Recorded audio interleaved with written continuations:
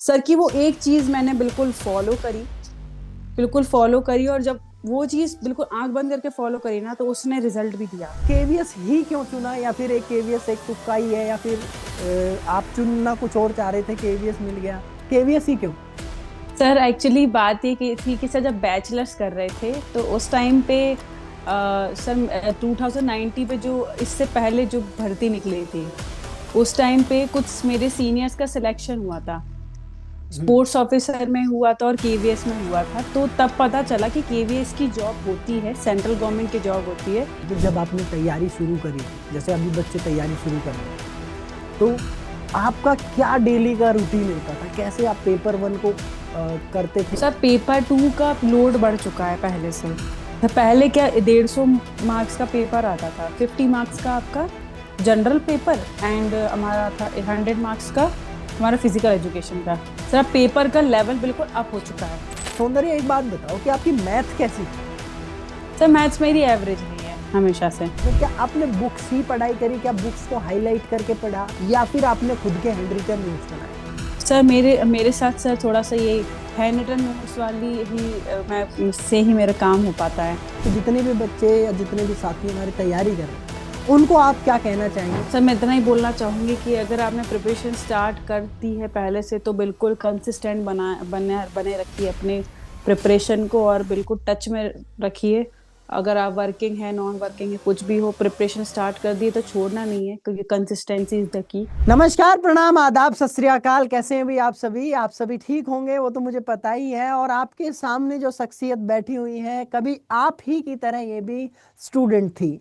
आज है केवीएस में चयनित, 2023 जो वैकेंसी आई थी उसी में सेलेक्टेड है सौंदर्या साध।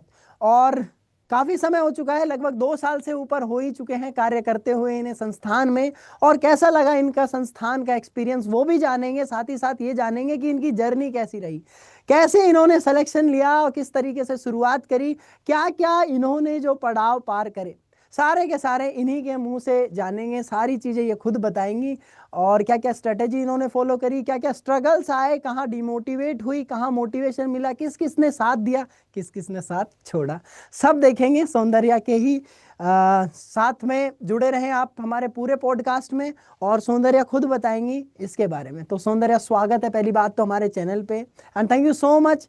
केवीएस जैसी संस्थान जिसमें बहुत ज़्यादा टाइम, भाई मुझे पता है बहुत सारे बच्चे टाइम के लिए ही केवीएस छोड़ देते हैं, इतना ज़्यादा जो है टाइट शेड्यूल रहता है, मुझे पता है। और फिजिकल एजुकेशन टीचर जिसके ऊपर भैया इतना बोझ, जिसे हम भुला नहीं सकते हैं, और सबको पता है कितना बोझ रहता है। चाहे स्पोर्ट्स मीट हो, स्कूल का डिसिप्लिन हो, फिजिकल एजुकेशन का कोई पीरियड हो, या फिर और किसी टीचर को कोई समस्या हो, स्कूल में किसी बच्चे को कोई समस्या हो, किसी को हेल्थ प्रॉब्लम हो, सब जगह फिजिकल एजुकेशन टीचर को ही वन मैन आर्मी की तरह खड़ा कर दिया जाता है।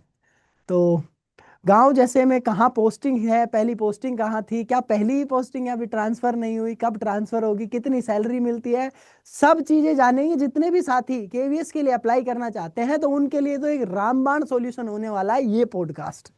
तो ज्यादा देर ना करते हुए मैं अपनी वाणी को विराम देता हूं, और सौंदर्या से रिक्वेस्ट करता हूं कि वो आए और मंच पे साझा करें अपनी जितना भी उनका एक्सपीरियंस है। पहली बात तो फिर से धन्यवाद आपका प्रीसियस टाइम देने के लिए। बहुत बहुत धन्यवाद सर आपका, आपने जो मुझे अपॉर्चुनिटी दिया, मौका दिया कि मैं अपनी इस केवीएस की जर्नी को हमारे जैसे और फिजिकल एजुकेशन के स्टूडेंट्स से साझा करूं और शेयर करूं। बहुत बहुत थैंक यू सर। तो सर सर मैं इंट्रोडक्शन बताइए प्लीज जी अपने सर। बारे में थोड़ा सा। मेरा नाम सौंदर्या साध है। मैं अभी बहुत ज्यादा नहीं इंट्रोड्यूस करूंगी। हाँ, मैंने मेरी ग्रेजुएशन 2020 में हुई और 2023 में मेरा मास्टर्स हो गया, और तभी मास्टर्स का एग्जाम लास्ट ईयर होते होते केवीएस का एग्जाम दिया और क्लियर कर लिया, और अभी मैं पोस्टेड हूँ एमपी में, जबलपुर रीजन में, सिवनी नाम के एक जिले में, कहते हैं पीएम श्री केंद्रीय विद्यालय सिवनी। तो तब से मैं अभी तक कार्यरत हूँ। तो बस फिलहाल तो मैं इतना ही इंट्रोड्यूस अपने आप को कराना चाहूंगी। चलिए, और गेम क्या है आपका? जी सर, मेरा स्पेशलाइजेशन ट्रैक एंड फील्ड है। अब मैं नेट क्वालिफाइड भी हूँ, लेकिन फिर भी केवीएस की जॉब कर रहे हैं। चलो, ये तो एक भाग्यशाली स्टूडेंट्स हैं आपके, जिनने इतने क्वालिफाइड टीचर मिल रखे, जिन्होंने असिस्टेंट प्रोफेसर तक की यूं लगा लो कि पूरी कमान है उनके पास में, लेकिन वो पढ़ा रहे हैं 11वीं और 12वीं वाले बच्चों को, या 10वीं तक के बच्चों को पढ़ा रहे हैं। तो ये तो एक बहुत ही सौभाग्यशाली हैं वो बच्चे आपके।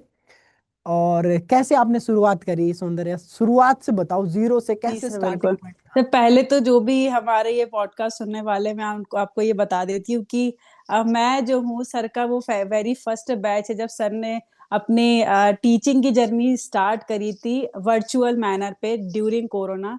तो मैं उनकी उन चुनिंदा स्टूडेंट्स में से एक स्टूडेंट हूँ, जो कि हमेशा उनकी स्टूडेंट ही रहेंगे, और हमेशा जिनके लिए रिस्पेक्ट लाइफ टाइम बनी रहेगी। और उन्हीं की वजह से कोविड जैसे महामारी के टाइम पे, जब मोटिवेशन ऑलमोस्ट कुछ नहीं था, ऐसे टाइम पे सर के थ्रू जो है इतने मोटिवेटेड रह के हमने स्टडी किया, 2 साल लगातार नेट का एग्जाम दिया, मास्टर्स के लिए एलएनआईपी का एग्जाम दिया, और भी एग्जाम दिए। तो उस टाइम पे, जो कोविड के टाइम पे जो यूटिलाइजेशन सर के थ्रू जो हुआ, वो बिल्कुल रामबाण की तरह था हमारे लिए, जिसका हेल्प हमको अभी तक मिल रहा है। तो पहले तो मैं फिर से सर को धन्यवाद करना चाहूंगी। ये उस समय हमारे लिए एक काइंड ऑफ एंजल या फरिश्ते की तरह आने के लिए, कि मेरे जैसे कई ऐसे स्टूडेंट को उस टाइम पे सहारा मिला, जिनको जरूरत थी, कि जिसको पुश काफी पुश की जरूरत थी, कि काफी हम अपने फ्यूचर में, फिजिकल एजुकेशन के फ्यूचर में कुछ अच्छा कर पाए। Thank you sir, first of all. Sir, जैसे मैंने आपको शेयर किया कि जीरो से, तो जैसे ही कोविड खत्म हुआ था, उस टाइम पे I was in third year में का लास्ट चल रहा था। उसके बाद फिर मास्टर्स में एडमिशन लेना था, बट क्योंकि कोविड चल रहा था, तो काइंड ऑफ थोड़ा सा क्लासेस भी नहीं थी। लेकिन मैं ये चीज विश कर रही थी भगवान से, मैं झूठ नहीं बोलूंगी, जो भी है सच बोलूंगी, कि I was literally wishing to God कि भगवान, कुछ क्लासेस हर चीज की चलती है, हर सब्जेक्ट की चलती है, हमारे लिए कोई कोचिंग क्लासेस क्यों नहीं खोलता। सो लिटरली बता रही हूँ, मैं आपको फर्स्ट ईयर से फॉलो कर रही थी रूट टू फिजिकल एजुकेशन। हाँ, दूसरे दिन दूसरे दिन मुझे यूट्यूब पे आपका वो जो होता है बैनर बनाया थंबनेल था। दिखा, थंबनेल टाइप दिखा, कि आप फ्री में नेट की क्लास स्टार्ट करने वाले हैं। तो सर मैंने तुरंत एनरोल किया, और I was actually preparing for MPEd. Hmm. MPEd के लिए सर मैं प्रिपेयर कर रही थी, मैं खुद से प्रिपेयर कर रही थी, but I was not confident enough कि मैं एलएनआईपी के लिए प्रिपरेशन कर रही थी, कि मैं वो एग्जाम क्लियर कर लूंगी। बट आपकी क्लासेस के थ्रू मैंने आपकी क्लास अटेंड करी। आपने सर जो टाइम दिया हमको, आप दिन 3-3 4-4 घंटे हमने सर क्लासेस ली, सर ने क्लासेस ली हैं, बिना टाइम का ध्यान देते हुए 12-12 बजे तक मॉक टेस्ट लगाए, एवरीथिंग। और जो हमारे डाउट्स थे वो सर ने बिल्कुल क्लियर करे, जो भी मुझे डाउट्स हुआ करते थे सर बिल्कुल क्लियर किया करते थे, बिना ऐसा फील कराए अ, कि मेरे डाउट का कोई लेवल है या नहीं है, इसको बिना सोचे। और मैं ही, जो भी स्टूडेंट्स थे सब लोग, तो हम मुझे बिल्कुल दिक्कत नहीं होती थी, हुई कभी इंटरेक्शन करने में सर से। तो हम्म। मास्टर्स के लिए अप्लाई करने के लिए, एग्जाम एंट्रेंस क्लियर करने के लिए एलएनआईपी का, सर की जो स्ट्रेटेजी थी वो बहुत ज्यादा कारगर रही। तो उसके वजह से मेरा, क्योंकि मास्टर्स के लिए बहुत एक अच्छा लेवल देता है एलएनआईपी मास्टर्स के एंट्रेंस के लिए। अगर आपने वो पढ़ लिया अच्छे से, तो आप नेट के लिए तो आप इजीली अपेयर हो सकते हो कॉन्फिडेंस के साथ। ये तो मैं डैम डैम श्योर आपको कह सकती हूँ। सर के नेट के बैच ने इतना कॉन्फिडेंस दिला दिया था कि एमपीएड का एंट्रेंस तो निकला ही निकला। सर ने जो स्ट्रेटेजी थी वो फॉलो की हमने पूरी, कि कि पूरा एमसीक्यू किस तरीके से लगाना है। क्योंकि वही होता है ना कि जैसे सर बताते हैं कि हथौड़ा मारने से ही जरूरी नहीं है कि रिजल्ट मिल जाए या पत्थर टूट जाए, सही तरीके से हथौड़ा मारने से ही पत्थर टूटता है। बिल्कुल। प्रैक्टिस नहीं, proper practice gives you result.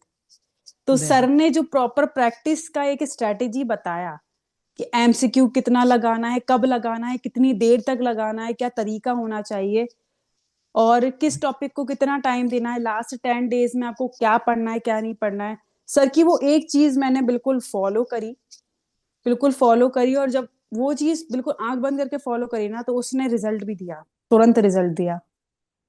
तो इसलिए वो जो शून्य से कुछ बनने तक के रास्ते में सर सर ने वो शून्य से कहीं और ही पहुंचा दिया।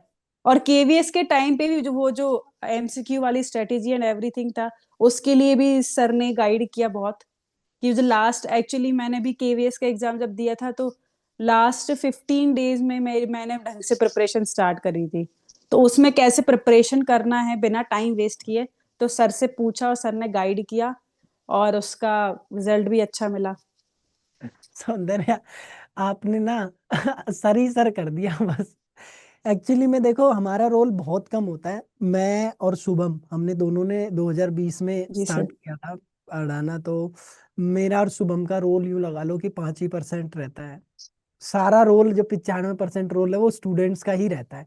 तो सौंदर्या उन स्टूडेंट्स में से थी, मैं आप लोगों को बता दूं, जिसके डाउट्स इतने रहते थे जिसके पूछो मत। तो मैं और शुभम डांटते भी थे इसको, कि इतने सिली सिली डाउट्स नहीं पूछने होते हैं। तो सौंदर्या कहती थी ठीक है सर, कोई बात। लेकिन ये बहुत इनोसेंट स्टूडेंट्स में से एक थी, और जिसको बहुत मेहनत करनी थी। दिन रात बस इसको कुछ नहीं, बस पढ़ना है, पढ़ना है, पढ़ना है। रात के 12 बजे भी हमने अगर क्लास ली है, तो उसमें अगर एक भी स्टूडेंट है मान लो, तो वो सौंदर्य जरूर होती थी। ये काबिले तारीफ है, कभी एब्सेंट नहीं होती थी, कभी। जिस दिन मान लो क्लास में साइलेंस है, इसका मतलब है सौंदर्य नहीं है, क्योंकि वो पीछे से कुछ ना कुछ डाउट पूछती रहती थी। तो एक वो रहता था। तो उसमें शुभम का भी बहुत बड़ा योगदान है, और उसके लिए मैं, भैया हम मिलके ही सब कुछ करते हैं, टीम वर्क होता है। उस टाइम पे जो चीज थी, हमने शुरुआत करी मिलके। और वो पोस्टर जो था, वो तो काफी लोगों ने स्टेटसों पे लगाया था। जब हमने स्टार्ट करे थे बैच, तो हर किसी ने, मतलब लाल कलर का वो पोस्टर था। पहली बार जी मैंने सर। मेरे दोस्त से बनवाया था, विक्की नेगी से, और पूरी सब जगह लाल ही लाल हो रखा था स्टेटस में, मैंने देखा था जब। तो कुछ ऐसी चीजें थी, और जिसमें हम कभी टाइम देखते ही नहीं थे। आज भी हम पढ़ाते हैं तो टाइम देखते नहीं है, कि टाइम देखा नहीं जाता पढ़ाई के टाइम पे। तो ये एक मेन चीज है जो आपने बताई। अच्छा, ये बताओ, केवीएस ही क्यों चुना, या फिर एक केवीएस एक तुक्का ही है, या फिर आप चुनना कुछ और चाह रहे थे, केवीएस मिल गया, केवीएस ही क्यों?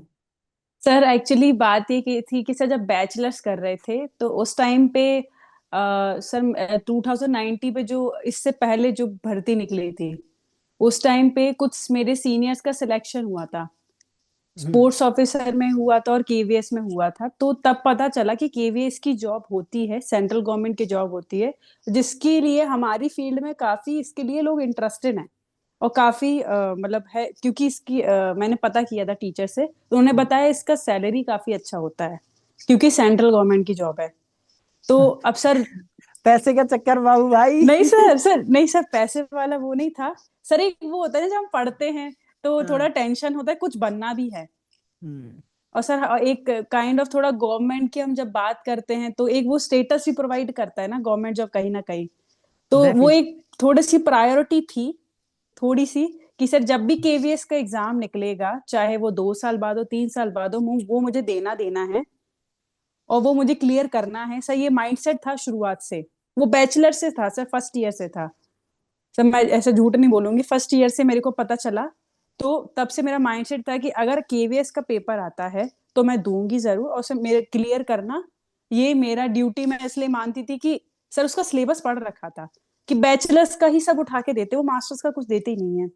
आप बैचलर्स में आप पढ़ रहे हो, अगर आपने जो पढ़ा है अच्छे से, हम्म। आप, तो इसका मतलब है आप केवीएस का एग्जाम निकाल लोगे। और हम्म। अगर आप नहीं निकाल पाए ऐसा एग्जाम, तो आपने जो पढ़ा है वो किसी मतलब का नहीं है। तो काइंड ऑफ मैंने अपने आप को ही थोड़ा सा चैलेंज टाइप दे दिया था कि निकालना है।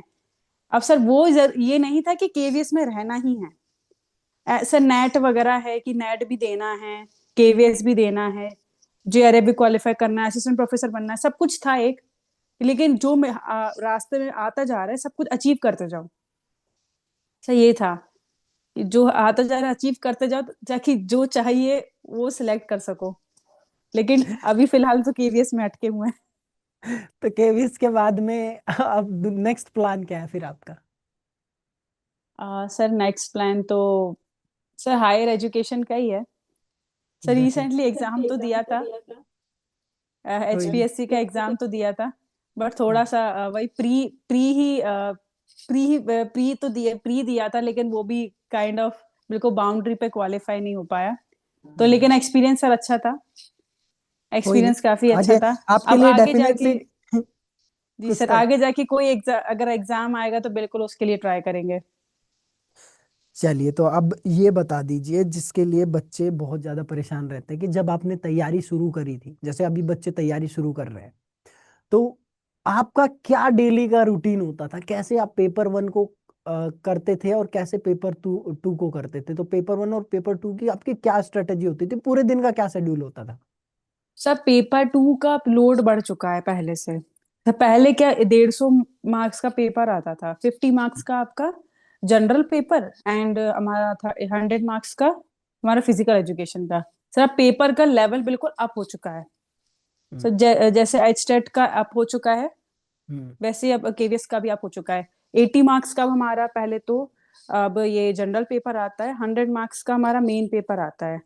और हम्म। 80 मार्क्स में भी बाइफरकेशन ज्यादा कर दिया है, कि 20 मार्क का कंप्यूटर आएगा, 20 मार्क का जनरल नॉलेज आएगा, 20 का आपका रीजनिंग आएगा, ऐसे ही इंग्लिश और हिंदी ये भी। तो अब जो है सर थोड़ा लोड बढ़ गया था, तो फर्स्ट पेपर पे थोड़ा फोकस किया। हम्म। कैसे कि सर कुछ मतलब जैसे सर अड्डा कई मैंने ले रखा था, हम्म। कि उस टाइम में केबीसी प्रिपरेशन आप ही करा रहे थे। तो हम्म। एमसीक्यू सब जो देते थे वो तो मैं कर रही थी। उसके अलावा जो दूसरे टीचर जो पढ़ाते थे हम्म। अलग अलग सब्जेक्ट्स, तो उनके मॉक टेस्ट हो गए, वो सॉल्व करना। पहली बात तो कंसेप्ट क्लियर करना कि सर हम्म। जैसे अब 1 महीने का टाइम था मेरे पास, तो मैंने हम्म। 1 महीने में कुछ मतलब ऐसा डिवाइड कर रखा था कि मॉर्निंग के सेशन में मुझे पहले लैंग्वेज क्लियर करना है, हिंदी और इंग्लिश। 4 दिन हम्म। मैंने लैंग्वेज को दिए सर, 4 से 5 दिन हाँ। लैंग्वेज का क्लियर करा। उसके बाद मैंने फिर कंप्यूटर को उठाया, और हम्म। फिर कंप्यूटर क्लियर करा। तो कंप्यूटर के साथ साथ मैंने शाम के टाइम पे मैं लैंग्वेज के इंग्लिश और हिंदी के क्वेश्चन पेपर लगाती थी, ताकि जो जो याद किया है वो भूलू ना। फिर हम्म। कंप्यूटर का हुआ, तो कंप्यूटर के भी क्वेश्चन पेपर लगाने लगी इवनिंग सेशन में। और मॉर्निंग सेशन में फिर मैंने जनरल नॉलेज पे फोकस किया। तो उसके बाद फिर जनरल नॉलेज का 5 दिन में हुआ, 4-5 दिन में किया। तो फिर बाद में जनरल नॉलेज का क्वेश्चन पेपर। सर ऐसे ही फिर रीजनिंग रीजनिंग पे टाइम दिया। रीजनिंग में थोड़ा ज्यादा टाइम दिया, क्योंकि 20 मार्क्स की हो गई थी। तो रीजनिंग तो सॉल्व ही करते रहते थे सर, रीजनिंग छोड़ी नहीं थी। और इंग्लिश, हिंदी और कंप्यूटर के सर क्वेश्चन पेपर लगाना स्टार्ट कर दिए थे शुरुआत से। और सर फिर बाद में फिजिकल एजुकेशन पे सर बाद में ध्यान दिया था, क्योंकि सब्जेक्ट वही था, हमारे पुरानी सिलेबस था। उसमें सर एमसीक्यूज पर ज्यादा लगा है, कंसेप्चुअल बेस्ड। और लास्ट ईयर के जितने भी हमारे पेपर हुए हैं पिछले 5-6 साल के, और केवीएस के भी जितने साल के, उन सभी के क्वेश्चन पेपर्स लगे ज्यादा से ज्यादा। और अगर कहीं डाउट रहा तो फिर उसको पढ़ लिया। सर टाइम मतलब कहने का मतलब टाइम से ज्यादा क्वेश्चन पेपर लगाने को दिए। कंसेप्ट को शुरुआत में क्लियर कर लिया, उसके बाद क्वेश्चन पेपर लगाए प्रीवियस ईयर के, और मॉक टेस्ट। तो उससे जो जो टॉपिक अगर छूट रहा है तो उसको टाइम भी दिया अलग से पढ़ने के लिए। तो सर ऐसा मतलब शुरुआत मैंने कहने का मतलब जनरल पेपर पेपर वन से से करी? करी थी, पेपर वन से करी थी। और फिजिकल एजुकेशन पे बाद में ध्यान दिया था। तो जितने भी हमारे अभी साथी तैयारी कर रहे हैं, तो उनको आप यही सजेस्ट करना चाहोगे कि अभी आपका टीयर वन है, इस बार तो टीयर वन जो क्वालिफाई करेगा वही टीयर टू में बैठ पाएगा, ऐसा अच्छा सीन सर, है। ऐसा हो गया हाँ। है। हाँ, ऐसा हो ओ गया है इस सर, बार। डी ट्रिपल एस भी जैसा। नहीं, ऐसा भी नहीं, ये तो और भी अलग कर दिया है। डी ट्रिपल अच्छा एस बी सर। में तो एक ही साथ पेपर होता है। अच्छा पेपर ही सर। होगा, प्री मेंस फिर इंटरव्यू। ओ हाँ। अच्छा तो सर। थोड़ा देखो, सा, सेलेक्टेड कैंडिडेट शौक हो गए कोई कि नहीं क्या। सर, जो पढ़ेंगे तो पढ़ेंगे उस हिसाब से। तो हमारे लिए भी सर 180 वाला जो है अलग था, वो था, डिफिकल्ट था, क्योंकि हमें तो इंटरव्यू में आके डेमो भी देना था। इसके तो, हाँ, इसके नंबर नहीं है अभी। अच्छा सर। हाँ, तो प्री मेंस के बाद फिर इंटरव्यू है ओह, आई। खतरनाक हो गया। तो बहुत खतरनाक हो रखा है अभी। लेकिन वही है कि जब आप अगर होते ना सुंदर, ये टेंशन ना लो, अगर आप अभी इस वक्त होते तो आप इस वक्त भी काट जाते, कोई जी दिक्कत सर। नहीं है। सब वो तो कोई ना कोई तो मतलब कर ही लेगा। अब हाँ, डिफिकल्टी तो क्या ही है सब, वो तो बढ़ती ही जाएंगी, लेकिन हमको भी हमारा लेवल बढ़ाते रहना पड़ेगा। डेफिनेटली। तो अभी ये होने वाला था, तो सभी को ये की सजेशन है, जैसे मैंने सौंदर्य की बात सुनी, इनकी जो स्ट्रेटजी थी बहुत ही ब्यूटीफुल स्ट्रेटजी थी, कि आपने पहले एक एक चीज को कवर किया, क्योंकि आपको सारे सब्जेक्ट दे रखे हैं। अच्छा सौंदर्य, एक बात बताओ कि आपकी मैथ कैसी थी? सर मैथ्स मेरी एवरेज रही है हमेशा से। तो अगर लेकिन सर मैंने मैंने क्या किया कि सर एवरेज कैसे रही है एज अ मतलब स्कूल टाइम पे। लेकिन अब मैं अगर अब बात आती है तो कुछ टॉपिक ऐसे है सर जो कि नहीं थोड़ा जिनको टाइम लगता है, तो उसको मैंने अलग से टाइम दिया अगर मैथ्स की हम बात करें तो। क्योंकि सर वेटेज का हमको पता होना चाहिए कि कितना मैथ्स का वेटेज आता है और आपसे कितना बनता है ये आपको पता होना चाहिए। तो आप उतना ही टाइम लगाएं, क्योंकि एग्जाम हम जब देने जाएंगे तो 3 घंटे से आपको 1 मिनट भी एक्स्ट्रा नहीं दिया जाएगा। और आप पूरा मैथ्स करने या फिर किसी ऐसा टॉपिक जो कि आपको नहीं आता है उसमें वेस्ट नहीं कर सकते। तो सर मैथ्स में मैंने टाइम दिया, लेकिन उन चीजों में ज्यादा टाइम दिया जो मेरे को अच्छे से आता था। जो मेरा सर टाइम कंज्यूमिंग ज्यादा हो रहा था, जिससे मेरे हो सकता है कि दूसरे क्वेश्चन भी नहीं लग पाते, तो मैंने उसमें ज्यादा टाइम नहीं लगाया, बहुत ज्यादा टाइम इन्वेस्ट नहीं किया सर। क्योंकि क्वेश्चन वो 2-3 ही आते हैं, उन दो हम्म, तीन क्वेश्चन की वजह से मेरे क्या पता रीजनिंग के जनरल अवेयरनेस के क्वेश्चन छूट जाए। सो ये थोड़ी मेरी पर्सनल स्ट्रेटेजी थी। तो यही है भाई, मैं बताता हूँ। मैंने भी भाई केवीएस क्वालिफाई किया था, और मेरी भी कोई मैथ उतनी खास थी नहीं, मैं सच बता रहा हूँ। तो आप लोग जो है ये मत सोचो कि किसी की मैथ खास होती है तभी जी जाके, सर। क्योंकि और भी भाई 4 सब्जेक्ट और भी हैं आपके। हिंदी है, इंग्लिश है, रीजनिंग है, कंप्यूटर है। ये भी तो सारी चीजें हैं। तो ये जीके भी है। तो ये सारी चीजें हैं। वो सिलेबस में देख लेना जीके है कि नहीं है। क्या मोनू सर ने बोली थी नहीं जीके सर है। जी के तो जनरल अवेयरनेस आया है। तो वो सारी चीजें हैं, इस बार का सिलेबस देखना पड़ेगा फिर भी। अच्छा सर। और ये सारी स्ट्रेटेजी भैया सौंदर्य ने फॉलो करी, तो आप देख लेना इसके हिसाब से कैसी आपकी स्ट्रेटेजी आप फॉलो करेंगे, ठीक है। सब सर तो स्ट्रेटेजी तो सर थोड़ा सा इस समय थोड़ा सा स्टूडेंट्स को बताना चाहूंगी। सर बहुत पर्सनलाइज होती है सर स्ट्रेटेजी, किसी डेफिनेट। और की आप फॉलो कर ही नहीं सकते। हम्म। जरूरी नहीं है आप किसी टॉपर की स्ट्रेटेजी फॉलो करोगे तो वो आप पे भी काम करेगी। आपकी स्ट्रेटेजी के लिए बारे में आपको खुद पता होना चाहिए कि आप पे क्या सूट करेगा। आपको आप वो खुद ही बना सकते हो, किसी की कॉपी नहीं कर सकते। स्पोर्ट्स ट्रेनिंग का हमारा एक इंडिविजुअल डिफरेंस वाला प्रिंसिपल है, जी वो यहाँ सर। लागू होता है।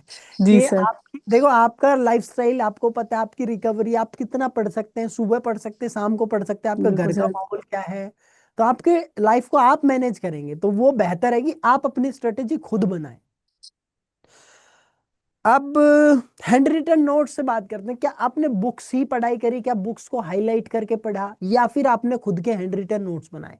सर मेरे मेरे साथ सर थोड़ा सा ये हैंड रिटन नोट्स वाली ही मैं से ही मेरा काम हो पाता है। सर मैं फोन में देख के या फिर बुक में टिक मार्क करके नहीं हो पाता। अगर मेरे को चीज सर लॉन्ग टर्म के लिए चाहिए तो मैं हम्म। उसको सर लिखती हूँ। तो ये बहुत अच्छी स्ट्रेटेजी भी है आपकी, यही होना भी चाहिए। अच्छा, मॉक टेस्ट के लिए और पीवाईक्यूज के लिए, मॉक टेस्ट और पीवाईक्यूज के लिए आपने कैसे कैसे कहाँ से तैयारी करी, क्या क्या रिसोर्सेज थे आपके? Sir mock test sir mock test तो सर मैंने सर सब्सक्रिप्शन ले रखा था अड्डा का उस टाइम हम्म। पे। तो सर उससे तो प्रोवाइड हो रहे थे। हम्म। और सर कुछ पीवाई क्यूज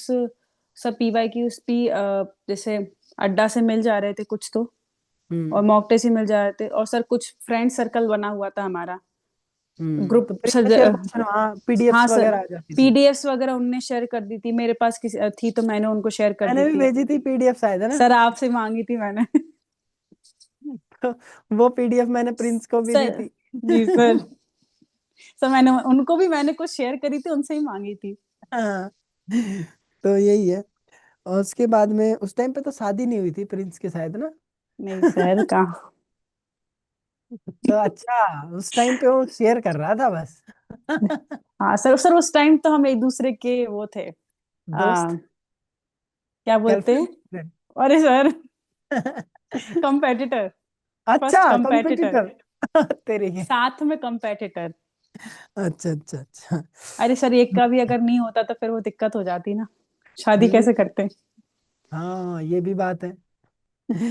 तो बाकी देखो भाई, ये भी बहुत तगड़ा वो था। नहीं सर अब सर आई डोंट थिंक मेरे को शेयर करना चाहिए कि नहीं, आप मेरे को बताइए तो मैं करूंगी नहीं शेयर। अरे करो करो, क्यों नहीं करो, ये तो कैंडिडेट्स के लिए बहुत सर जरूरी रात चीज। सर एक्चुअली सर एक आपके सर्कल में रहते हो ना वो बहुत जरूरी है। हम्म। सर अगर आपका सर्कल मतलब जैसे सर्कल जैसे हाँ, अगर समझ। कंपेटिटिव लोगों से है, हम्म। कैसे भी वो लोग दोस्त हैं कैसे भी चलेगा, कोई भी है फिर चाहे वो आपका स्पाउस हो चाहे हम्म। वो गर्लफ्रेंड बॉयफ्रेंड कोई भी हो। तो लेकिन अगर आपके वो कंपेटिटिव मतलब मोड में है तो आप कर जाओगे, मतलब आपको जो चाहिए वो कर लोगे। तो सर हम्म। हमारा भी ऐसे ही था कि अब सर उस टाइम पे अब हम लोग रात को वो जागते थे, तो मेरे हम्म। को भी मोटिवेशन, नहीं नहीं ये जागे हुए क्यों, मेरे को भी पढ़ना है। हम्म। कॉफी की स्नैप भेज रहे हैं, नहीं नहीं मेरे को भी मतलब ऐसे सर रात को जाग जाग के पढ़ाई एक करी है। फोमो क्रिएट कर देते थे नहीं? बिल्कुल सर, बिल्कुल सर, मतलब सर मैं पढ़ रही हूँ अकेले और उनकी स्नैप आई है, मेरी स्नैप उनके पास गई, तो भाई की पढ़ रहे हैं तो पढ़ लो। हाँ।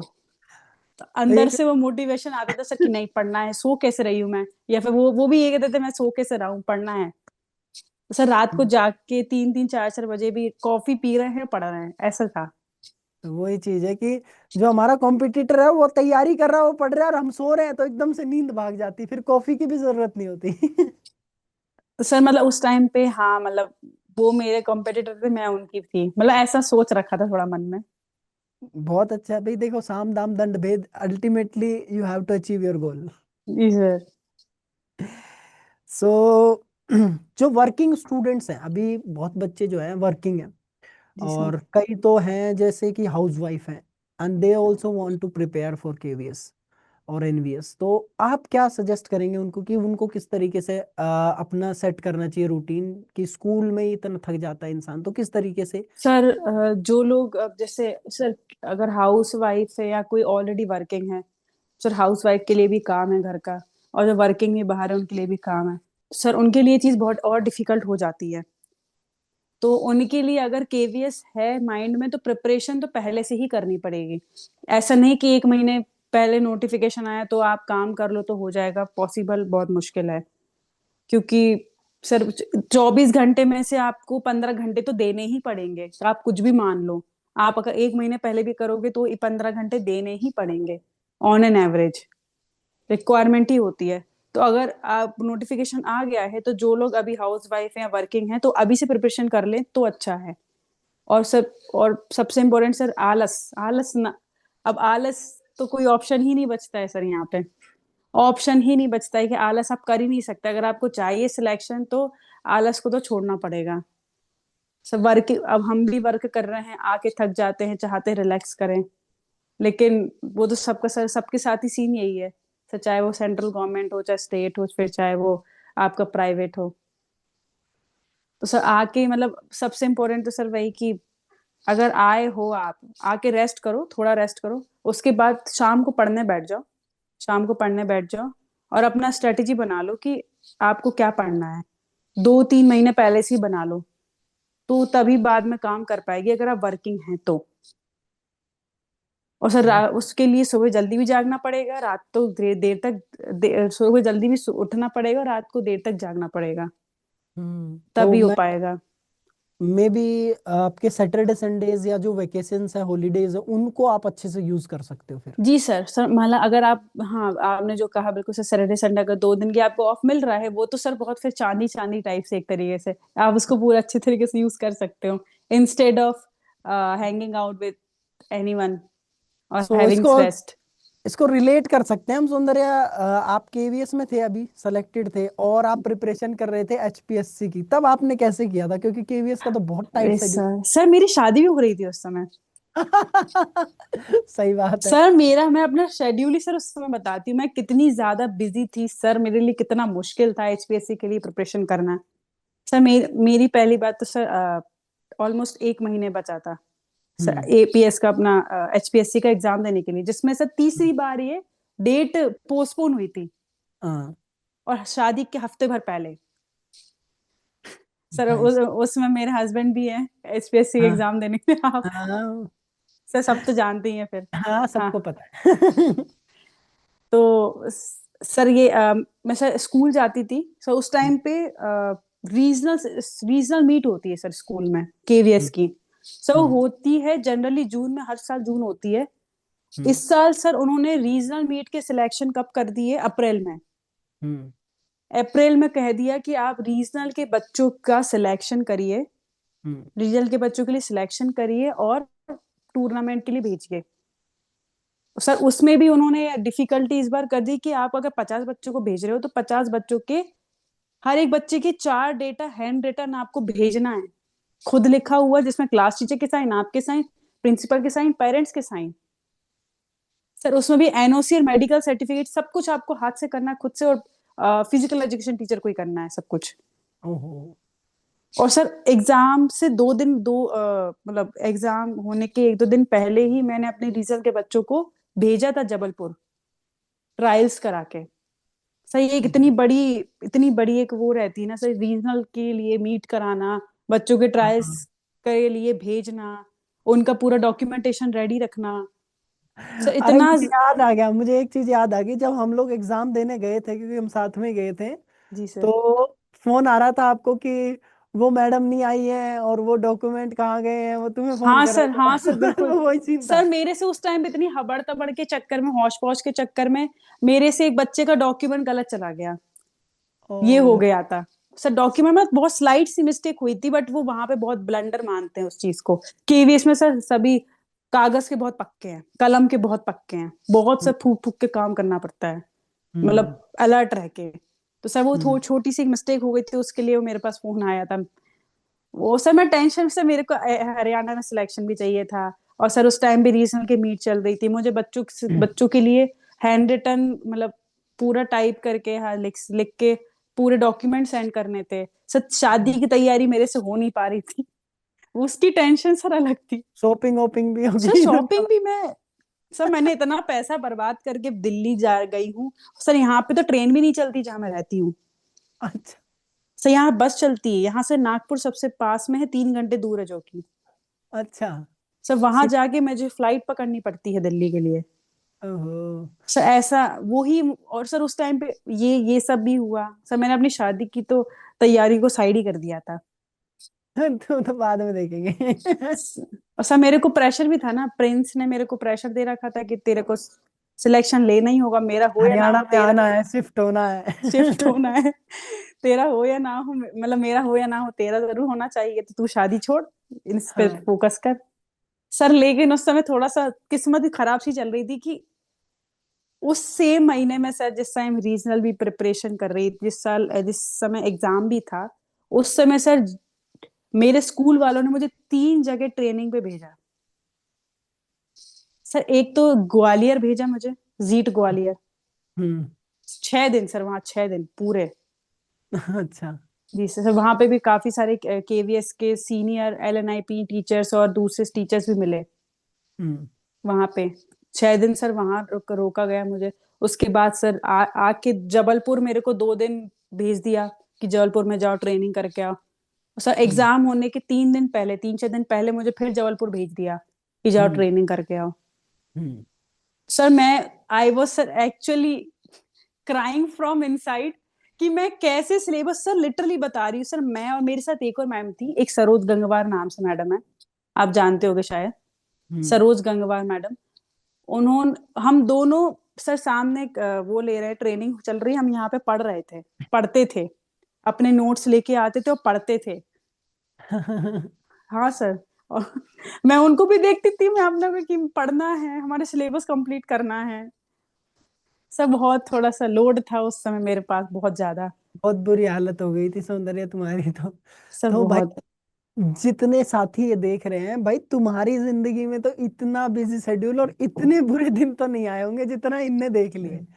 तो आपकी तो सिंपल बस प्रिपरेशन करनी है, वो भी नहीं हो रही ना बिल्कुल भाई तुमसे तो। मैं सर, कुछ। वर्किंग वर्किंग हो की प्रिपरेशन करना, मानते हैं सर, बहुत ज्यादा मुश्किल है, और जिसमें अगर किस्मत ने आपके साथ नहीं दिया ना, फिर तो थोड़ा काफी मुश्किल, कह सकते हो, कॉन्फिडेंस थोड़ा सा कम हो जाता है। या हम्म। आपको जो जो आपका एग्जाम आने वाला है, अगर आपको सच में बहुत ज्यादा क्लियर है, करना है आपको, तो सो।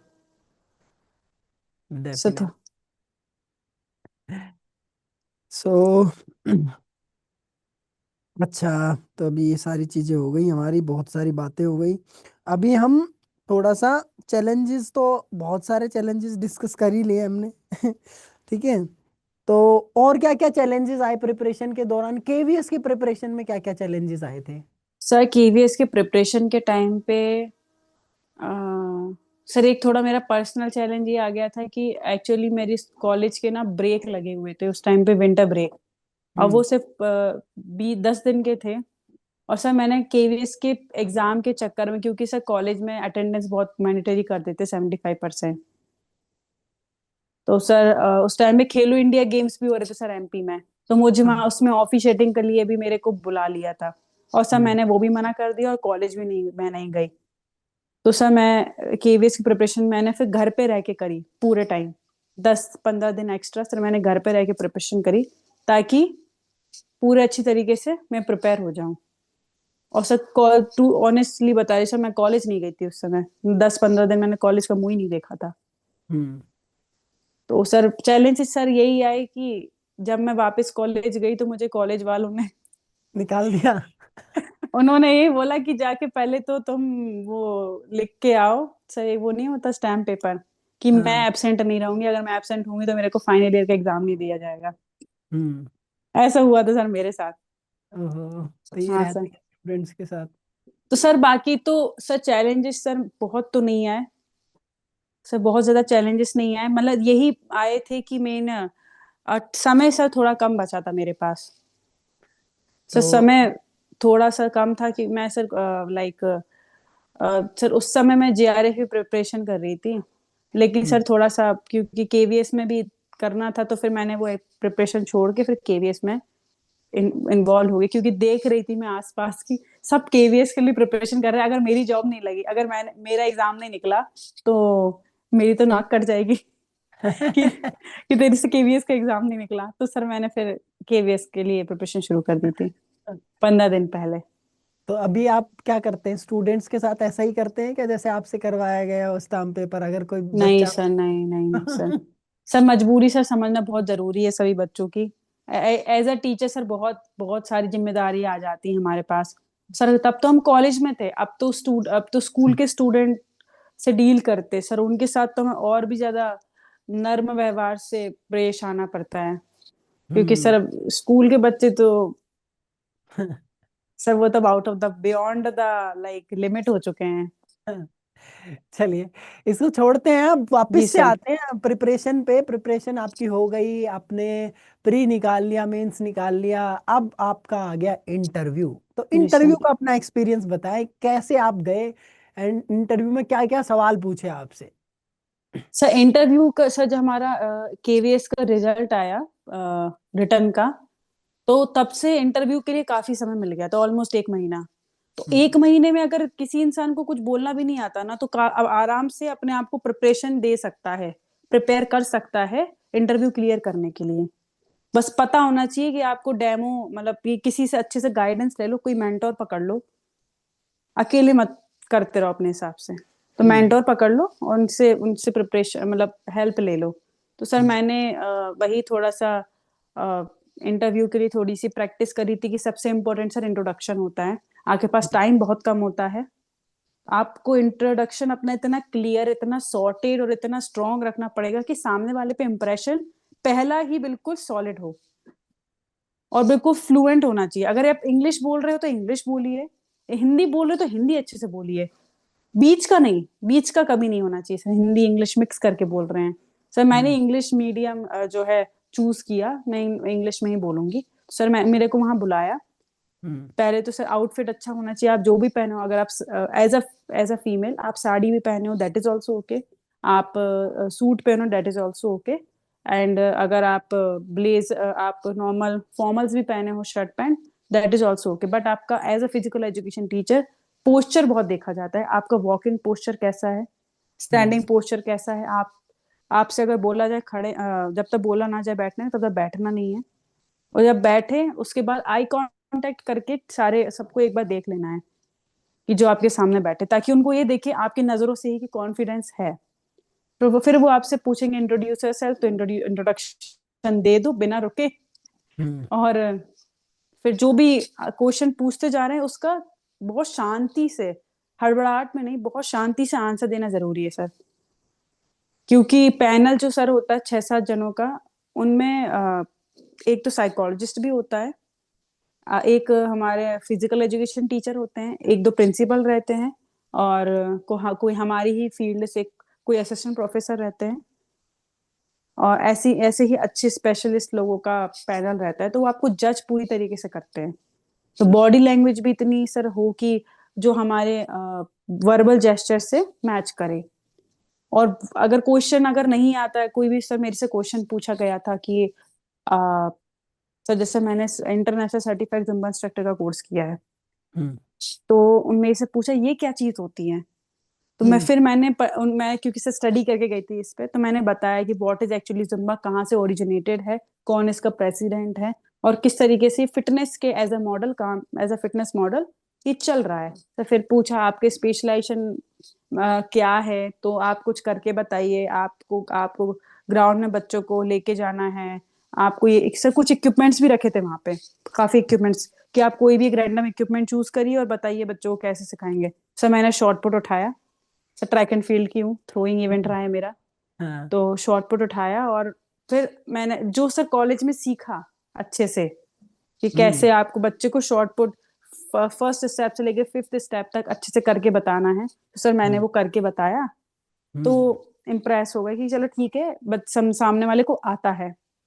सर कहने का मतलब सर नॉलेज आपके अंदर जो है वो भर भर के अगर जो है वो दिखा दो, सही बात है। दिखा दो सर दिखा दो, तो फिर वो यही रहता है कि हाँ इसको पता है, मतलब ये बच्चा पढ़ के आया है। और सर फिर डेमो भी था हमारे में, तो उन्होंने डेमो ऐसा लिया कि आपको बच्चों को पढ़ाना है, 11th क्लास के बच्चों को पढ़ाना है, तो बताइए आप किस टॉपिक पे पढ़ाएंगे। तो हम्म। सर मैंने बेसिक अपना एनाटॉमी की बात करी वहाँ पे, बेसिक एनाटॉमी, और फिर थोड़ा सा किनेसियोलॉजी ऐड कर दी। मैंने बताया कि बाइसेप्स कर्ल क्या होता है, ऐसे सर ड्रॉ करके बताया। उन्होंने चौक दे दी मेरे को, बताया बोर्ड पे आप कैसे दिखाओगे, तो मैंने सब ड्रॉ करके दिखाया कि बाइसेप्स कर्ल क्या होता है, इस मूवमेंट को क्या बोलते हैं, मसल्स कौन सी होती है, फ्लेक्शन एक्सटेंशन क्या होता है, सर हम्म। एग्जाम्पल के थ्रू बताया। तो सर मेरा जो इंटरव्यू था 20 मिनट में उन्होंने खत्म कर दिया था। और सर एक दो क्वेश्चंस और पूछे थे कि लाइक आप जैसे किस कॉलेज से हैं, या फिर आपको अगर सपोज बच्चे को कोई मेडिकल इंजरी हो गई, मतलब कोई अगर इंजरी हो गई है, तो आप कैसे उस टाइम पे क्या एक्शन लोगे। सर फर्स्ट एड हमने पढ़ा रहता है हमेशा, हाँ। वो बेसिक फर्स्ट एड आप बता दीजिए। और सर वही सही, अगर नहीं पता तो बोल दीजिए, कोई बात नहीं, वो आपके लिए नया क्वेश्चन दे देंगे, लेकिन गलत सलत नहीं बोलना है। अगर आपको नहीं आता कोई बात नहीं, सर ऐसा हम बोल ओवर सकते हैं कि कॉन्फिडेंस शो नहीं करना है वहाँ। ओवर कॉन्फिडेंस शो नहीं करना है। अगर नहीं आता तो बोल दीजिए सर सॉरी नहीं पता, तो वो दूसरा क्वेश्चन पुट कर लेंगे सर, लेकिन टाइम वेस्ट नहीं करना है हमें उनका, सर उससे इम्प्रेशन थोड़ा सा खराब आता है।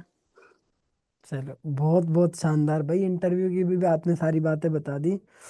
अब इंटरव्यू भी हो गया, सर सब कुछ हो गया, आप सेलेक्ट हो गए। पानी पी लो पहले, फिर देखते हैं सवाल। जी सर। केवीएस का इंटरव्यू हो गया, डॉक्यूमेंट वेरिफिकेशन हो गया, आप सेलेक्ट हो गए। अब सबसे मेन चीज होती है कि आपका पहला दिन, आपने ज्वाइन किया होगा, उसका पहला दिन सबसे मेमोरेबल होता है, सबसे पहला दिन। तो कैसा था आपका पहला दिन, कैसा था? सर पहला दिन सर पहले तो मैं थोड़ा सा अपनी जगह जहाँ पे रहती हूँ उसके बारे में थोड़ा सा ब्रीफ करूंगी। हाँ। हमारा जैसे सर हमारा केवीएस का जो रिजल्ट है 6 महीने बाद आया था पूरा। हम्म। सर उससे पहले मैं sir as a guest lecturer Barkatullah university में वर्क कर रही थी, हम्म। फिजिकल एजुकेशन डिपार्टमेंट में। हम्म। सर वहाँ उस कल्चर की एज एन असिस्टेंट प्रोफेसर की एज अ वर्क करने की आदत हो गई थी सर, एक अच्छी सिटी में। हम्म। उसके बाद सर मेरे को सिलेक्शन मिलता है बिल्कुल सर ऐसी छोटी सी सिटी में, जहाँ मतलब ट्राइबल सिटी है पूरी। तो हम्म। जो मेजर मध्य प्रदेश की ट्राइब जो है ना यही रहती है, इसी हम्म। साइड रहती है। सिवनी ठीक। नाम का सर डिस्ट्रिक्ट है जहाँ मुझे पोस्टेड मिली। हम्म। सर मैं यहाँ आई, मैंने पहले तो सिटी को देखा कि सिटी कैसी है। फिर तो अपनी सिटी शक्ल को देखा। सिटी कैसी है कि कैसी सिटी है, चलिए ठीक है कोई बात नहीं, छोटी सिटी है, कुछ भी नहीं दिख रहा सर, कुछ भी नहीं, डेवलपमेंट कुछ नहीं आसपास दिख रहा था। हाँ सर, उसके बाद मैं स्कूल गई। सर स्कूल में जाके सर स्कूल की बिल्डिंग भी बहुत पुरानी सर, मैं 1992 की बिल्डिंग है, हम्म। 1992 की बिल्डिंग है सर। अंदर अब गए वहां पे तो जो इंचार्ज प्रिंसिपल थे उन्होंने वेलकम तो किया, हम्म। लेकिन वहां जाके ही सर, झूठ नहीं बोलूंगी मैं, मैं कोई बुराई भी नहीं कर रही हूँ, सर केवीएस के साथ जैसे मैंने आपको बताया कागज दुरुस्त वाला, जाते से मुझे ऑफिस में जाके कुछ नहीं, सबसे पहले मेरे को डॉक्यूमेंट वेरिफिकेशन करवाया। ना हाय ना हेलो ना नथिंग, डॉक्यूमेंट वेरिफिकेशन करा। जो जेएसए होते हैं वहाँ क्लर्क बैठते हैं, उन्होंने पूरा डॉक्यूमेंट मेरा वेरीफाई करा, जो गड़बड़ थी उसको सही कराने का बोला, ये वो जो भी चीज है वो करा, और उसके बाद फिर मेरा ज्वाइनिंग रेडी कर दिया। हम्म। और फिर सर मेरे को देखा उन्होंने कि सर मैं सबसे यंगेस्ट हूँ अपने स्कूल में, एज फैकल्टी में सबसे हम्म। यंगेस्ट हूँ, कि हम्म। हाँ आप कौन कौन से टीचर हो, ये वो खुश हो गए। क्योंकि सर पिछले 7 साल से उस स्कूल में वैकेंसी थी, मतलब वैकेंसी बिल्कुल जीरो थी। हाँ। मतलब वैकेंसी मतलब फिजिकल एजुकेशन टीचर कोई था ही नहीं। और हम्म। इससे पहले सर जो भी रही हैं वो फीमेल ही रही हैं। तो टीचर्स सर बहुत खुश थे कि हाँ अब तो कोई फिजिकल एजुकेशन टीचर आ गया है, स्कूल का डिसिप्लिन बदल देगा। सब पहला शब्द यही था, अरे अब तो स्पोर्ट्स टीचर आ गया है, तो अब तो स्कूल में डिसिप्लिन आ जाएगा। हम्म। तो यही शब्द था बिल्कुल, अच्छा। अब तो स्कूल में डिसिप्लिन आ जाएगा, अब तो ये संभाल लेगी डिसिप्लिन। तो अभी और डिसिप्लिन बदला कि नहीं बदला? सर बिल्कुल सर सर बिल्कुल अपसाइड डाउन चेंज हो गया है। वाह। सर पहले तो बिल्कुल बहुत बुरी हालत थी सर, बहुत बुरी हालत। सर इतना प्राइवेट स्कूल में नहीं दिखेगी आपको बुरी हालत, इतनी ज्यादा बुरी हालत थी मेरे स्कूल की। सर मेरे जाने के बाद तो सर प्राइमरी ड्यूटी तो हमारी यही हो जाती है, हमसे एक्सपेक्टेशन ही डिसिप्लिन की रखते हैं वो। हाँ। तो करा सर, वो उस पर काम किया बहुत, और अभी तक चल रहा है, मतलब चल रहा है कि अब तो बहुत बिल्कुल सब सही हो चुका है। तो पहला दिन इतना ही था, खत्म हो गया सर कुछ ये नहीं? था, और सर सर स्पोर्ट्स डिपार्टमेंट होता है ना सर। हाँ। सर एक टीजीटी एसएसटी के पास स्पोर्ट्स डिपार्टमेंट था, वो बेचारे इतने परेशान, he is about to retire, अभी हाँ। रिटायर होने वाले हैं। वो इतने परेशान थे कि कब कोई आएगा इस पोस्ट पे और कब मुझे इससे छुटकारा मिलेगा। उन्होंने सर आई, और आते से सेकंड पीरियड में मेरे को स्पोर्ट्स डिपार्टमेंट बकायदा रजिस्टर पे साइन वगैरह सब करा के थमा दिया, लो तुम्हारा डिपार्टमेंट संभालो। और सर उस डिपार्टमेंट की इतनी बुरी हालत थी सर, इतनी बुरी हालत। सर आई वाज लाइक ये क्या हो रहा है, ये क्यों मेरे से इतना, मेरे को कुछ समझ नहीं आता सर। वो इतने पुराने 20-25 साल पुराने रजिस्टर जो पलटने से फट रहे थे सर, उनको सर सच में अभी तक है वो रजिस्टर, मैंने संभाल के रखा है। मुझे पता है, 20-25 तो आपको चलो नए मिल गए। 30-30 साल पुराने, चालीस बिल्कुल चालीस सर, साल पुराने भी रहते हैं रजिस्टर। बिल्कुल सर, और बिल्कुल इनमें हालत ही खराब सर, इक्विपमेंट्स। सर जब मैं पैदा भी नहीं हुई थी उस साल के इक्विपमेंट्स स्कूल में रखे थे जिनमें दीमक लग चुके थे। ओ। सर मैं झूठ नहीं बोलूंगी, मेरे को पूरा 1 साल लगा अपने स्पोर्ट्स रूम की हालत को सही करने में। दीमक लगे थे सर, इतने पुराने लेजियम रखे थे, डंबल्स रखे थे। सर पूरा हमारा टीचिंग प्रैक्टिस का जो इक्विपमेंट्स वाला आइटम होता है वो सर फिकवाया मैंने पूरा 1 साल बाद। सर बहुत, पहला साल बहुत स्ट्रगल में था सर मेरा, मैं काफी। तो मैं तो हंस रहा था सौंदर्य, मेरे को तो इमोशनल कर दिया और तुमने ये सब बातें बता के। लिटरली अब ये हालत तुम्हारी है, सोचो केंद्र विद्यालय में, और बाकी जगह क्या हालत होगी जहां सर पर। बहुत सारे, सर कुछ स्कूल, अब मेरे स्कूल में तो प्रिंसिपल अच्छा है, तो वो जो मैं बोलती हूँ वो करने देता है। लेकिन सर कुछ और आसपास के जो और स्कूल्स हैं, नरसिंहपुर हो गया सर, छिंदवाड़ा हो गया, इन सब जगह में भी नरसिंहपुर सर। तुम्हारे वहां पे भी है? जी सर। हमारे यहाँ भी नरसिंहपुर है। अच्छा सर। प्रिंस के स्कूल के पास है एरिया, नरसिंहपुर वाला अच्छा एरिया। सर। सर बिल्कुल पास में ही है हमारे, मतलब मेरे स्कूल से थोड़ा पास में ही है नरसिंहपुर सर, वहां पे हाँ। भी हम एक टीचर लगे हैं अभी नए। हम्म। आ, वो मैडम के मतलब स्कूल में जो प्रिंसिपल है वो सपोर्ट ही नहीं करते। हम्म। सब बिल्कुल सपोर्ट नहीं करते कि sports sir requisition requirement form में कास्ट तक उन्होंने साइन भी नहीं किया था, एक वॉलीबॉल तक नहीं मंगाई थी। ओहो। हाँ sir. It's depend on principal to principal, जी डिपेंड सर, करता सर मेरे थोड़ा मैं इस चीज को लेके सर लकी हूँ कि मेरे प्रिंसिपल जो है कभी ऐसे मना नहीं करते। अब तो सर पीएम श्री हो गया है, तो पीएम श्री का 50,000 का अलग से बजट आता है, तो सर वो तो उन्हें खर्च करना ही होगा। है। हम्म।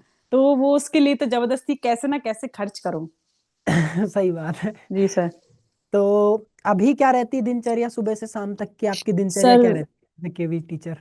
सर अभी जैसे सर्दी शुरू हो गई है, वैसे गर्मी में तो जनरली सर 6 हमारा रिपोर्टिंग टाइम सर हमारा रहता है गर्मियों में 6:30 पे हम्म। रिपोर्टिंग टाइम रहता है, और उसके बाद हम आ जाते हैं घर 1:20 पे। हाँ, 1:40 पे छुट्टी हो जाती है।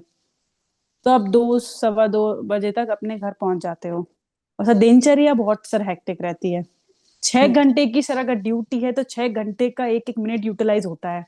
सर एक अच्छा। एक मिनट यूटिलाइज होता है, आपको शांति से बैठने नहीं दिया जाएगा। अगर आप पीईटी हैं, फिजिकल एजुकेशन टीचर है, फिर तो आप छोड़ ही दो। फिर तो आप छोड़ ही दीजिए। सर सबसे सबसे पहले तो क्या कि आपका ड्यूटीज, आपके पास ड्यूटीज की इतनी भरमार रहेगी कि हम्म। आप जाओगे, जाते से ही आपको एक्सपेक्टेशन ये होती है सर कि आप दूसरे टीचर से पहले पहुंचे। कई स्कूल्स का सर मैंने यही सुना है सर, बट मैंने पर्सनली ये चीज नहीं होने दी अपने साथ। सर मैंने थोड़ा सर अपना सर एक ऑरा जो है उसको थोड़ा चेंज करने की सर मेरी शुरुआत से माइंडसेट रहा है कि हम्म। कि आपने जो अभी तक देखा है वो अलग चीज थी, और जरूरी नहीं है वो सही है। और हम जो कर रहे हैं वो हम अपनी हम्म। मर्जी से करेंगे। अभी तक जो हुआ है फॉलो वो हम नहीं करेंगे। जो सही है हम वो करेंगे, और जो हम डिजर्व करते हैं हम वो करेंगे। डेफिनेटली। सर ये मेरा शुरुआत से एक रहा है। तो कई टीचर शुरुआत से मेरे को दबाने की कोशिश किया कि मैं पीईटी हूँ, फिजिकल एजुकेशन टीचर हूँ, तो हम्म। मेरे से ऐसे काम कराने की कोशिश करिए जो मेरे पे सूट नहीं करते, जो मेरी पोस्ट को सूट नहीं करते हैं। मेरे से हम्म। ऐसे काम कराने की कोशिश की, लेकिन मैंने शुरुआत में ही सर मना कर दिया। तो वो आज भी एग्जाम्पल। मुझसे नहीं कह पाते। एग्जाम्पल जैसे कि। सर एग्जाम्पल जैसे कि हफ्ते में 3 दिन मैं सुबह मॉर्निंग में गेट ड्यूटी करूँ। हफ्ते में 3 दिन मॉर्निंग में, अर्ली अर्ली मॉर्निंग मुझे 6 मतलब 6:15 बजे तक आना है। वहां गेट गेट पे खड़ा होना है, और बच्चों को देखना है बच्चे अच्छे से जा रहे हैं कि नहीं। तो ये ये चीज सर मैंने। गेटमैन की ड्यूटी थोड़ी है तुम्हारी।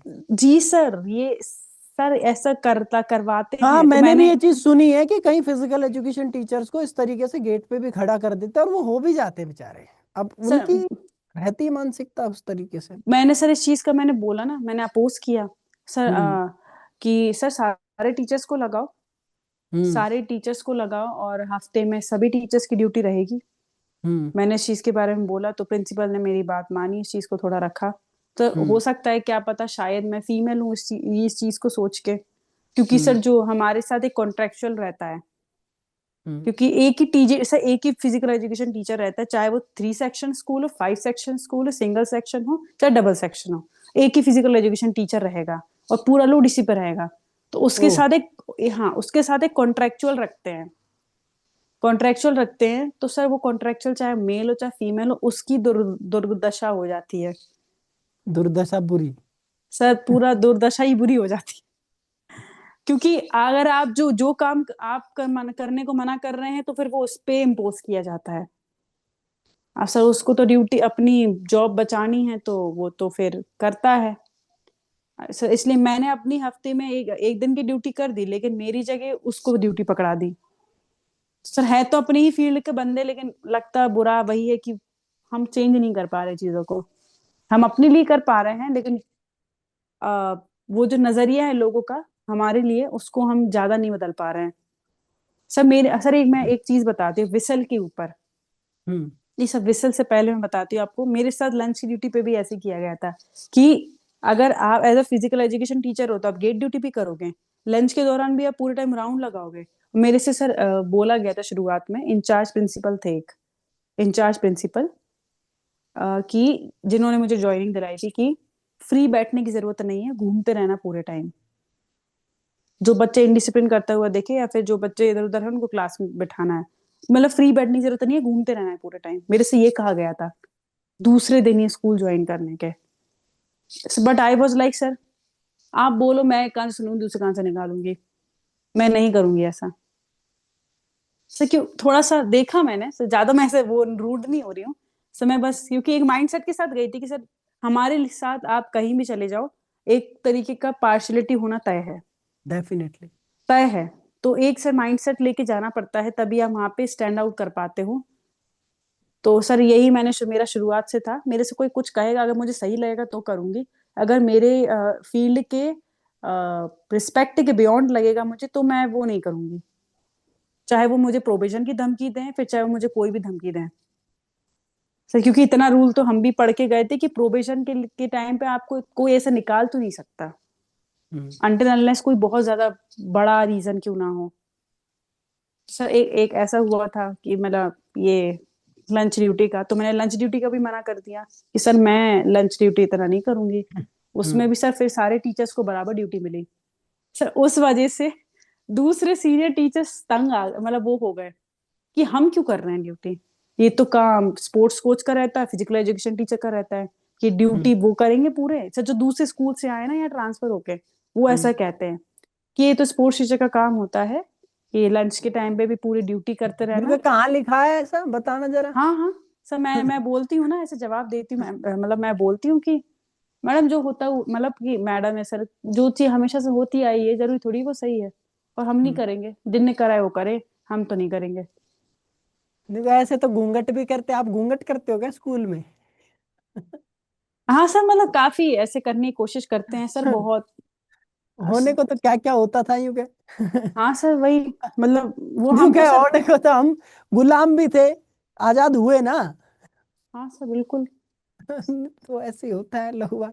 होने को तो पता नहीं क्या क्या था। सर तो विसल के ऊपर भी इतनी कंट्रोवर्सी करने की कोशिश कर दी, लाइक आप विसल बजाओ, मतलब उनको ऐसा लगता है कि हम्म। टीचर मतलब हमसे एक्सपेक्ट किया जाता है। सही में दूसरे के लिए, दूसरे स्टूडेंट्स के लिए भी ये बोलना चाहूंगी कि हम्म। काइंडली अपनी विसल को एक रिस्पेक्टफुली यूज करें। वो एक जगह पे मतलब यूज करने के लिए बनाई गई है, ना कि हर कहीं, उसकी भी डिग्निटी है।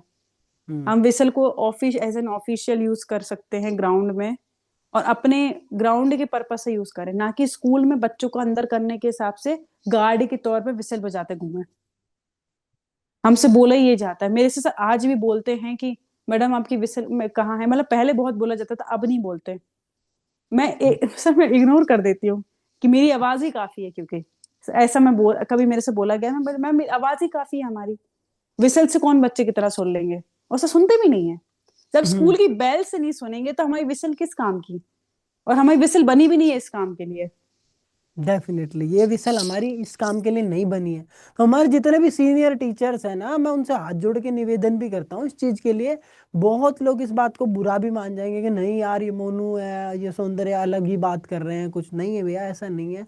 हमारी विसल की एक रिस्पेक्ट है, वो यूज हो सकती है पीटी कराने के लिए, वो यूज हो सकती है ऑफिशिएटिंग के लिए और गेम्स में स्पेशली। लेकिन वो कभी भी ऐसे यूज ना की जाए कि सीटी बजा दी, सीटी बजा के बच्चों को अंदर कर दो, मैडम ने बिल्कुल बोला सर बिल्कुल। बजाना भाई सीटी बजाना। मैंने ये चीज देखी है और मैं पर्सनली इस चीज को महसूस भी करता हूँ। बचपन से हमारे जो पीटीआई सर थे, पीटी सर जो थे, वो भी इसी तरीके से विसल्स बजाते थे और बच्चों को अंदर करने के लिए। और आज भी 90% मैं कह रहा हूँ 90% लोग विसल बजाते हैं इसीलिए। और विसल होना बहुत जरूरी है ऐसा कुछ भी नहीं है। गले में विसल होगी तभी फिजिकल एजुकेशन टीचर है भाई, इसका मतलब ना आपको कमांड आती, ना आपकी आवाज में दम है, और बिल्कुल ना सर। आपको डिसिप्लिन कोई विसल से बजा के नहीं मेंटेन किया जाता। डिसिप्लिन आंखों से भी डिसिप्लिन हो जाता है मेंटेन। डंडा उठाने के लिए उसके लिए बिल्कुल कोई सर। जरूरत भी नहीं है, और डंडा जानवरों के लिए उठाया जा सकता है, बच्चों के लिए नहीं उठाते डंडा कभी भी। और डंडा तो मारना भी नहीं चाहिए। साइकोलॉजी कहती ही नहीं है कि आप डंडे से मारो किसी को भी। डंडे से मार के तुम ढीठ बना सकते हो, डंडे से मार के तुम सीधा नहीं कर सकते उन्हें, प्यार से ही ठीक करना पड़ता है, साइकोलॉजी भी यही कहती है। तो वो एक अलग ही चीज है, लोग बाग लेते हैं इसको अलग तरीके से। तो सर मुझसे तो सीनियर टीचर्स ने ऐसा बहुत बोला गया कि गले में विसल टांग के घूमो, ये मैंने मेरा मैम मुझे नहीं पसंद, मैं नहीं करती। और सर अब सर हमारा जो टीजीटी का पोस्ट है, उसमें सर ये नहीं बोला गया है कि आप as a sports coach work करो। हमारे काफी अलग काम है सर, मतलब बहुत एक अलग से बनाए हुए काम है हमारा काम। हर क्लास में जाके, ग्राउंड में जाके बच्चों को हमेशा सिखाना नहीं है, बहुत दूसरे काम भी हैं। तो सर हमेशा हमसे एक्सपेक्ट किया जाता है कि हम पूरे टाइम, मतलब मुझसे कभी प्रिंसिपल ने नहीं बोला ऐसे, लेकिन कुछ टीचर जिनको शायद पता नहीं क्यों परेशानी होती है या हमें नीचे दिखाने की कोशिश करते हैं, तो मुझसे मेरे ड्रेसिंग के लिए भी कई बार टोका गया है ऐसा कि कि आप लोअर टी शर्ट पहनो। आप क्यों नहीं पहन गए। मैंने तो मेरा यही जवाब रहा है, मैम मेरी जब रिक्वायरमेंट होगी मैं तब पहनूंगी, अदरवाइज आई विल नॉट। हम्म। हमारी रिक्वायरमेंट के अकॉर्डिंग हम ड्रेस करेंगे, इससे आपको कोई ऑब्जेक्शन नहीं होना चाहिए। डेफिनेटली। सर क्योंकि हमें हमको कॉलेज में भी तो सर यही सिखाया जाता है कि हम इंटरव्यू के टाइम पे भी एक फॉर्मल ड्रेस में जाएं, तो हम स्कूल में भी हाँ, फॉर्मल यूनिफॉर्म में जाएंगे। डेफिनेटली। और सर ये जो ड्रेसअप होता है वो कोचेस के लिए होता है, hmm. As a physical education teacher के लिए नहीं होता, क्योंकि हमें सब्जेक्ट भी पढ़ाना होता है। तो हम क्या पहन रहे हैं उससे बच्चों के लिए माइंड में हम एक इमेज क्रिएट कर रहे हैं खुद के लिए। सर ये मैं भी बाकी जो अगर स्टूडेंट्स फ्यूचर टीचर्स हैं उनके से ये भी चीज रिक्वेस्ट करूंगी कि अपने ड्रेसिंग सेंस को थोड़ा सा डेवलप करें, कि हमें कहाँ पे किस तरीके से रखना रहना चाहिए, किस रिक्वायर मतलब उसकी रिक्वायरमेंट के अकॉर्डिंग हमें पहनना चाहिए। हमेशा ट्रैक सूट पहन के चले जाना is not always like right. आप प्लेयर हैं, आप कोच हैं, आपके लिए वो एक प्राउड की बात होती है उस समय जी पे सर। पहनना भी रिक्वायरमेंट। और अगर आपको अच्छा लगता है तो आप जो मर्जी पहनो, आपके लिए कोई वो नहीं है, लेकिन आप पे कोई फोर्स ना करे। और बिल्कुल सर आप वो पे भी है। फोर्स तभी कर सकता है जब आप में कमियां हो। तो अगर आप में कमियां हैं तो पहले कमियों को सुधारो, और दूसरी चीज अपने लिए स्टैंड लेना सीखो। जिस दिन स्टैंड लेना सीख गए और एक एक बार तुमने बोल दिया ना, फिर वैसा ही रहे। क्योंकि पहले दिन, दूसरे दिन और एक हफ्ता जैसा आपका स्कूल में पहले जाएगा, वैसा ही पूरी लाइफ टाइम आप नौकरी करोगे। अगर वहां पर पहले दिन दूसरे दिन जाके घंटी बजाओगे और गेट पे खड़े होके ड्यूटी दोगे और संडे को सैटरडे को भी ये पागलों की तरह काम करोगे, तो उसी तरीके से आपकी इमेज हो जाएगी। अगर जरूरत है, आपको लगता है कि आपके बच्चों को, मैं अपने बच्चों को पढ़ाने के लिए आप सैटरडे संडे को एक्स्ट्रा क्लासेस ले रहे हैं, खुद की मर्जी से तुम जो भी काम कर रहे हो कर लो, कोई दिक्कत नहीं है। लेकिन इसलिए क्योंकि तुम्हें कुछ नहीं आता इसलिए तुम्हें कुछ भी सौंप दिया जाता है, तो उसमें अपनी कमियों को दूर करो, और तभी जाके फिजिकल एजुकेशन का असली डेवलपमेंट होगा। ऐसा नहीं है, तुम खुद को पहले तो चेंज करने की कोशिश करो। और ये तो बहुत सिलेक्शन की बात होगी। और जो बच्चे आज केवीएस की तैयारी कर रहे हैं और फाइनल लाइन में एक तरीके से सीक्वेंस में है, तो जितने भी बच्चे या जितने भी साथी हमारे तैयारी कर रहे हैं, उनको आप क्या कहना चाहेंगे? सर अब जैसे सर मैं इतना ही बोलना चाहूंगी कि अगर आपने प्रिपरेशन स्टार्ट कर दी है पहले से, तो बिल्कुल कंसिस्टेंट बने बने रखिए अपने प्रिपरेशन को, और बिल्कुल टच में रखिए। अगर आप वर्किंग है नॉन वर्किंग है कुछ भी हो, प्रिपरेशन स्टार्ट कर दिए तो छोड़ना नहीं है, क्योंकि consistency is the key. Consistency बनेगी तो वो डिसिप्लिन और कंसिस्टेंसी से ही कुछ हो पाएगा। नहीं तो फिर वो अगर कंसिस्टेंसी वो चलेगी तो मोटिवेशन भी जो बना है वो चला जाएगा। और सबसे इम्पोर्टेंट कि अगर कंसिस्टेंसी है तो आपके अंदर अपने आप कॉन्फिडेंस भी बढ़ जाता है। और भरोसा, वही अपने आप पे भरोसा करिए। और अगर सिलेक्शन चाहते हैं तो सब मिल जाएगा। डेफिनेटली। सो अब हम पहुंच चुके हैं एंड तक। देखो कितनी लंबी वार्तालाप हो गई, बहुत लंबी बातें हो गई। जी और सर। उसके लिए तो तहे दिल से thank you so much Soundarya for your precious time. और आपके ऑनेस्टी और इतने मोटिवेशनल शब्द आपने बोले, और ईमानदारी से जो सारी चीजें बताई, बिल्कुल सच्ची कोरे पन्ने की तरह, तुमने कुछ भी नहीं छुपाया, सब कुछ सामने बताया। प्रिपरेशन से लेके सिलेक्शन तक क्या क्या दिक्कतें आई, नौकरी में क्या दिक्कत आती है, वो सारी बातें आपने बताई। और जो सवाल बच्चों के हैं उन सवालों को लोग लेके मैं फिर से आपको पकड़ सकता हूँ, फिर से आपके साथ में जुड़ जी सकता हूँ। सर बिल्कुल सर। जब सर भी मुझे ट्रांसफर का जरूरत पड़ी। बताया था आपने मेरे को कि ट्रांसफर का शायद कुछ, तो वो और हाँ, लास्ट शेयर कर देती हूँ अगर किसी को इस चीज को लेके दिक्कत है तो। हाँ बताइए। क्योंकि अभी सर केवीएस की ट्रांसफर की नीतियां जो हैं काफी स्ट्रिक्ट हो गई हैं। अब वो हम्म। पहले की तरह 3 साल आप एक स्टेशन पर रह के फिर अपने मनपसंद स्टेशन पहुंच जाओ, वो अब नहीं बचा है। अब केवीएस की जॉब बिल्कुल स्ट्रिक्ट हो चुकी, पहले से ज्यादा डिफिकल्ट हो चुकी है। हर कोई इसमें सरवाइव अब नहीं कर सकता। अब सर 5 इयर्स का हो गया है, अगर आप नॉर्मल स्टेशन पे रह रहे हैं तो 5 इयर्स आपको मिनिमम रहना है। उसके हम्म। बाद आप एलिजिबल होंगे ट्रांसफर के लिए भरने के लिए। उसके बाद भी श्योरिटी नहीं है कि आपको डिजायर्ड जगह पे ट्रांसफर मिले। हम्म। तो ये चीज पहली बात है। और हो सकता है कि जिस जगह आपको पोस्टिंग है उस जगह आपको 5 साल से भी ज्यादा निकालना पड़े। हम्म। ये भी पॉसिबिलिटी है। तो ये अगर आप जाएंगे तो ये माइंडसेट के साथ जाना। अगर कर रहे हैं प्रिपरेशन तो इस माइंडसेट के साथ करना कि आप अपने लाइफ में जो सडन होने वाले चेंजेस है उसके लिए तैयार हैं कि नहीं। क्योंकि वर्किंग लोगों के लिए और अगर स्पेशली जो मैरिड हैं किड्स वाले हैं उनके लिए ये चीज बिल्कुल चेंज हो जाएगा। क्योंकि आपको नहीं पता कि ईवीएस आपको कहाँ कहीं भी फेंक सकता है, आपकी रैंकिंग के अकॉर्डिंग कहीं भी फेंक सकता है। इंडिया के किसी भी कोने में, तो आपको पहले से ही प्रिपेयर अपने आप को होना पड़ेगा। और अगर आप फैमिली है तो उनको भी प्रिपेयर माइंडसेट करना पड़ेगा, कि क्योंकि अब ट्रांसफर इजीली नहीं मिलता। और अगर आपका स्पाउस भी है, सेंट्रल गवर्नमेंट है या फिर स्टेट गवर्नमेंट है, तो भी 3 साल कंप्लीट होने से पहले स्पाउस के बेसिस पे भी नहीं मिलता ट्रांसफर। मेरे को खुद अभी 11 दिसंबर 2025 में 2 साल हो जाएंगे, लेकिन अभी भी मेरे को इस जून में सिर्फ 1 साल ही मेरे काउंट हुए हैं। और 6 साल 6 महीने मेरे वेस्ट ही मानेगा एक तरीके से, कि मेरे वो 6 महीने मेरे ट्रांसफर की टाइमिंग के अकॉर्डिंग काउंट नहीं होंगे। वो जून टू जून ही जो टेन्योर है वही काउंट होता है। तो अगर मुझे ट्रांसफर लेना है तो 2027-28 हो सकता है, और 2030, अगर 5 साल वो दे रहे हैं, 2030 के बाद मेरे को ट्रांसफर मिल सकता है, ऐसा हो सकता है, या 2027 के बाद, ऐसा कुछ। तो भाई ये कुछ कड़वी सच्चाई है जो केवीएस के बिल्कुल। बारे में बताइए। तो अपना माइंडसेट पूरा तैयार करें कि 5 साल एक तरीके से आप घर से बाहर रह सकते हैं कि नहीं, कैसे भी सिचुएशन में, कैसी भी हालात में। आप माइंड से और बॉडी और फिजिकली आप इतने ज्यादा मेंटली और फिजिकली एक्टिव रहें, और मेंटली और फिजिकली इतना स्ट्रांग रहें कि आप रह सके 5 साल। ठीक। तो यही था कंक्लूजन। जी सर।